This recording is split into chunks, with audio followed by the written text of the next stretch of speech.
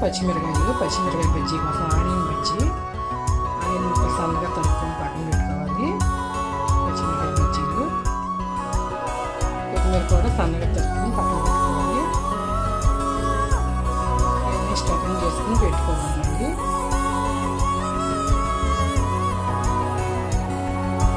కలికి చిలకమ్మ ఎర్ర మొక్కు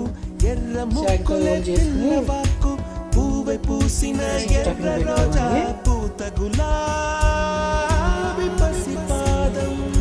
స్టఫింగ్ చేస్తాకి వాము 4 చెంచాలు దాకా పచ్చిమిరకాయలు ఎక్కువగా ఎర్రాని రూపం కొంచెం పిండిలో ఉడికే కోపం. ఎర్రాని రూపం ఉడికే కోపం. సంధ్యావర్ణ మంత్రాలు వింటే ఎర్రని పంట పాదమంటే కాంచనాల జిలుగు పచ్చ కొండ బంతి గోరంటు.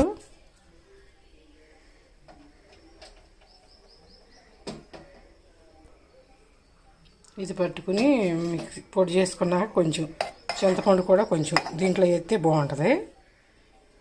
ఈ వాములో అది నలిగినాక వేసుకోవాలి.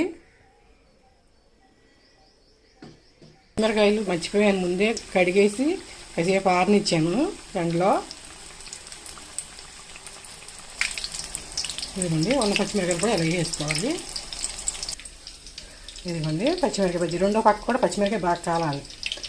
ఆనియన్ చేసి చూపిస్తా. కొత్తిమీర పుదీనా కొంచెం పైన చల్లుకుంటే బాగుంటుంది. ఇదిగోండి కొత్తిమీర ఆనియన్ కొంచెం పుదీనా జిమ్మాను. టేస్టీగా పచ్చిమిరకాయ బజ్జీ ఆనియన్తో. ఇంతే పచ్చిమిరకాయ బజ్జీ.